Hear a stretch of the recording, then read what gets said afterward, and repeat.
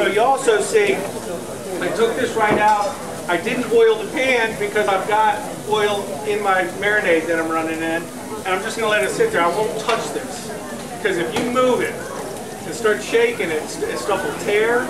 There will be, like, I dried this off really good before I started. Because if you ever like cook something you see in a restaurant, it's beautiful brown on the outside, it's seared perfectly. When you have water on something, that moisture will create air pockets so that it will cook unevenly. I don't even put a lot of like cracked pepper and mustard seeds, stuff like that. I don't even put a lot of that in marinades where I'll strain them, because that will sit there and it'll separate the pan from the meat or the fish, whatever you're doing. I like stuff to lay flat down in a pan so you get a really nice sear, and so there's no steaming and good stuff. This is like good right here. See how it's got a nice brown sear already after just a minute? I usually wouldn't, wait a minute or two before you move it, but it's going to get a little smoky in here. So I'm not going to cook this all the way through. I'm going to turn it and just let it sear, and you can see, I'll hold it up again after that other side cooks, and you'll see how nice the sear is on that side. So, and that goes with all meat. Are there any questions up till now? Anybody got a question? Brining, what's the ratio? I tried brining and it's too salty. What am I doing wrong? What's the ratio of salt? Add more sugar. More sugar. Add more sugar if it's too salty, but it's really about, a cup of sugar, a cup of salt, a gallon of water. Okay. You Can you rinse it and pat it dry, or take it out? Always rinse it and pat it dry, wash the salt off. Do that.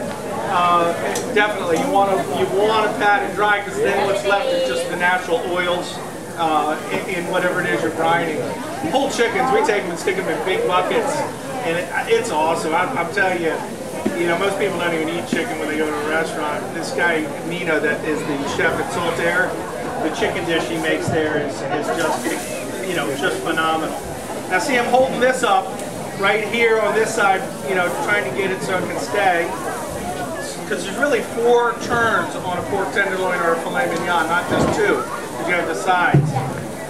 To me, it doesn't really matter. I mean, more so with filet mignon. I like that stuff. For me, my filet mignon would be done right now. I like it, as they say, walking off the plate, rare with a little mustard. It's great. I love it like that. So, yeah, but that's a pretty simple ratio. But the thing about cooking is just, figure that stuff out on your own, too. I mean, you take that brine, you can add maple syrup to it, you can add bourbon to it, you can add, I like brown sugar brines, you can add a lot of bay leaf. I put bay leaf in a lot of stuff. That's a lot of flavor. Onions. You take a pork chop from the store and take hot water and put raw onion and green pepper and bay leaf in the hot water, and salt and sugar, and just drop the pork chops in. It doesn't matter if they start turning white or anything like that. You see that? See how nice that is? That wouldn't happen if there was a lot of water content in this. So and you just find out what you like. Like, I love rosemary and I love thyme. I'm not really on a big cilantro kick these days because I loved it for 2 years. I usually have about a 2-year window, on stuff that I love, and then I burn out on it, and I have to try something else. So, but right now, I'm back. I wasn't on basil last year, but I'm back on basil. I got, I made basil ice cream the other day. That was phenomenal. And then I have, thyme and rosemary, but bay leaf is like my biggest thing of the year this year. Bay leaf and onion and celery. That's just kind of like old school. So, to me, this is about as far as I'm going to go now. I would go in the oven right now, 350 degrees for about 7 or 8 minutes to finish this up to a nice medium well. It would be nice. And then I pull it out, and I would just put it on the counter somewhere and let it rest. And just let it rest. Very important to let meats rest. Chicken, pork, no matter what it is. And don't let, when you're cooking at home, you might be bringing off a bunch of chicken breasts or pork chops or something else, you just stack them on a plate. Don't ever do that. Stack things in one layer.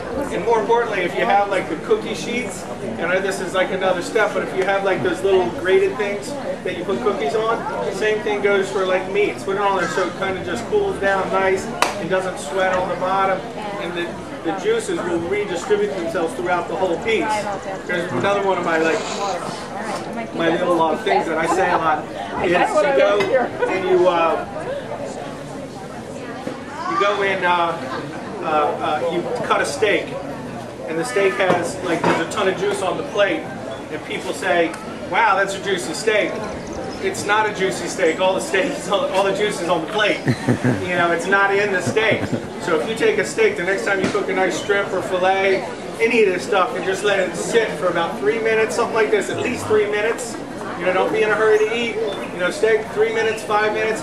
You cut in, man, there will be like 2 drops on the plate, and it'll be so much better. It'll be great. So I want to finish this first dish right here. This is what I love about dealing with some of this fresh local stuff, is I've got like 2 little items to go on this plate, but it's all in the same brand. And like, for example, this baby white turnip, which is phenomenal. I split it, as you can see right here, split it and cleaned it. I even keep the roots on a lot of times. You know, at home, restaurants, sometimes people like get a little freaked out by that, but I mean, you know, it's kind of cool look, and it's what I dig. And one of the reasons why I cut it is I'll get a little bit more cook time on it, but it also exposes the inside, the natural, like, sugars and like the natural, everything natural inside. You know, the heat will bring it up and flavor it a little bit more. But I still only want it medium rare. I even call vegetables medium rare. I even want my turnip medium rare. And if you take, and I'll tell you, anybody that wants to, here, pass these around. I'm telling you, they're clean. They may look kind of dirty, but take a bite out of them if you want. Take a little bite like this. A little bite, taste it. Then pull the green around and taste it with the green on it. If you want, don't be afraid. There's more here. If there's more, I can pass these around if you don't mind. I get these from Hattie. They're awesome. There's nothing better than this. You put a little salt, a little butter on it. It's phenomenal. But if you turn the green around, and bite it with the green, you'll see it's a whole new flavor. And then you can bite the green alone, and it's a new flavor. So you got 3 different flavors there in just one little thing. So I'm going to take, I don't usually cook with olive oil. I forgot my grapeseed oil, but get some good grapeseed oil, sunflower, safflower, any type of oil like that when you're searing any kind of vegetable. Olive oil, you spend a lot of money on the olive oil. Don't cook with it. Use it at the end to drizzle. Don't put great olive oil in like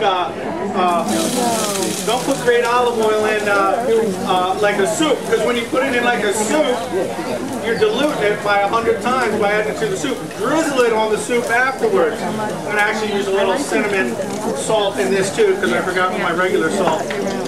So a little bit of salt here. I'm just, you know, I'm getting it out. I've got the green out. It's going to cook down pretty quick. It doesn't have to get all in the pan. It'll be fine. And then I got a little bit of salt in there. I like a little bit of salt in everything. But what I want here is I just want to taste that freshness, you know, from earlier today. Sometimes if you want to boil the turnips, you can take the greens, you know, and you can dip the turnips in a pot of boiling water and wrap aluminum foil around the leaves, and they'll stay. They won't cook as fast, and they'll be, that's just another way to do it. See, this is cooking down, and you can kind of see pretty quick the turnips will start turning just a light like tan, and that's the sugars coming out caramelizing. Did you all taste the difference? It's pretty cool. I like that. We'll take in some of our restaurants and just put these turnips down. Put these turnips down on a plate, just a whole raw, like 8 of them on a plate with a little butter, like they do with radishes. I love doing it with radishes. Put them down with some good salt-free butter and a little sea salt on the side, and just dip it in the butter and eat them. It's great. And other times I'll take them at home. I had some people over for dinner the other night, and what we did was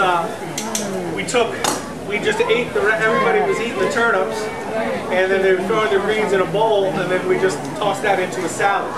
Turnip greens as a salad was phenomenal, with a nice mustard vinaigrette. It's already kind of like that little sweet mustard vinaigrette. It was phenomenal, and it was pretty cool. And just everybody kind of ate the turnip, and then we used the greens. So there's a use for everything on it. So I got a bunch of turnips here. We'll put them on a plate just like that.